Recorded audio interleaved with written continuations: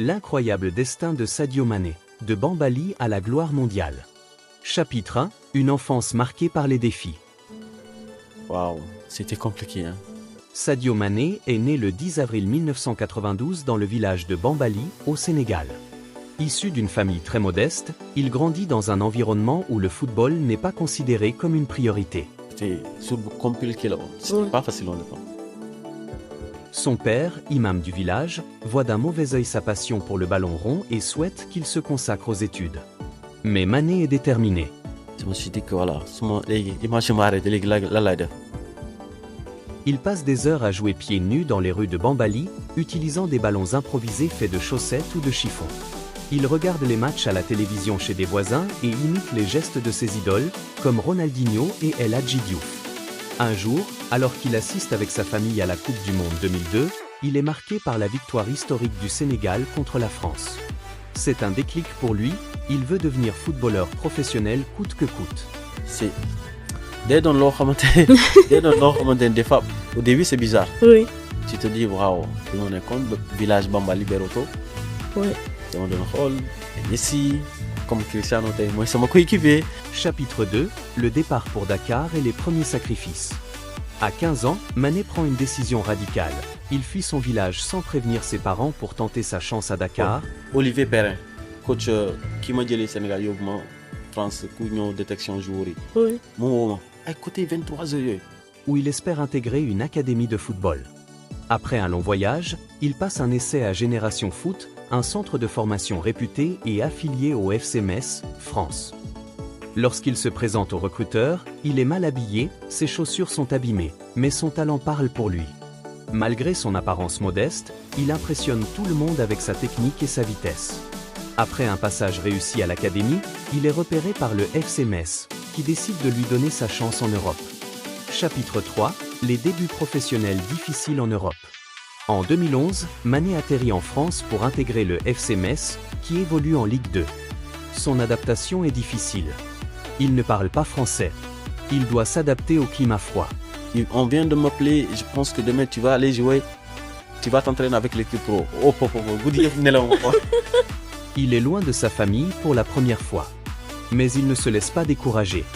Son talent attire rapidement l'attention, et malgré la relégation de Metz en National, D3, il est transféré en Autriche pour rejoindre le Red Bull Salzbourg en 2012.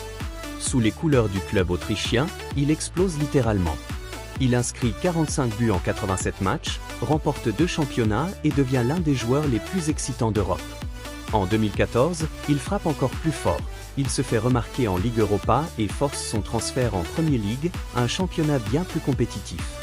Chapitre 4, l'explosion en Premier League. Mané rejoint Southampton en 2014 pour 15 millions d'euros.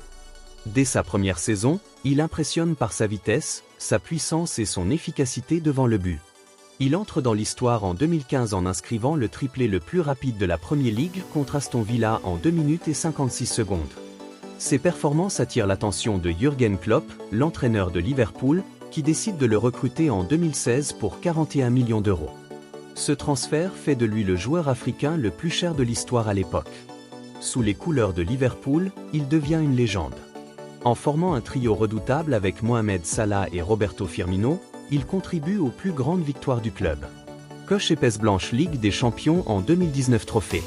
Coche épaisse blanche Premier League en 2020, premier titre du club en 30 ans. Coche épaisse blanche Super Coupe de l'UEFA, Coupe du Monde des clubs, FA Cup et Carabao Cup. En 2019, il termine 4 au Ballon d'Or et en 2022, il est sacré meilleur joueur africain. Mais au-delà du football, il reste humble et généreux. Il envoie une partie de son salaire pour construire des écoles, un hôpital et améliorer les infrastructures de Bambali, son village natal. Chapitre 5, la consécration avec le Sénégal. Si Mané est un héros à Liverpool, il rêve avant tout de briller avec son pays. En 2019, il emmène le Sénégal en finale de la CAN, mais l'équipe s'incline contre l'Algérie, 0-1. Déçu, il promet de revenir plus fort. En 2022, il tient sa promesse. Le Sénégal affronte l'Égypte de Mohamed Salah en finale de la CAN.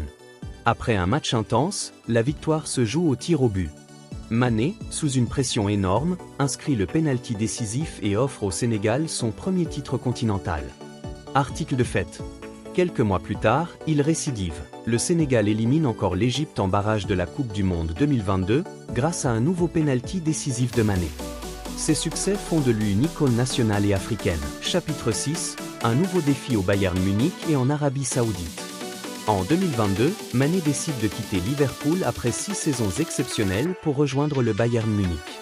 Là encore, il démarre fort, remportant la Bundesliga.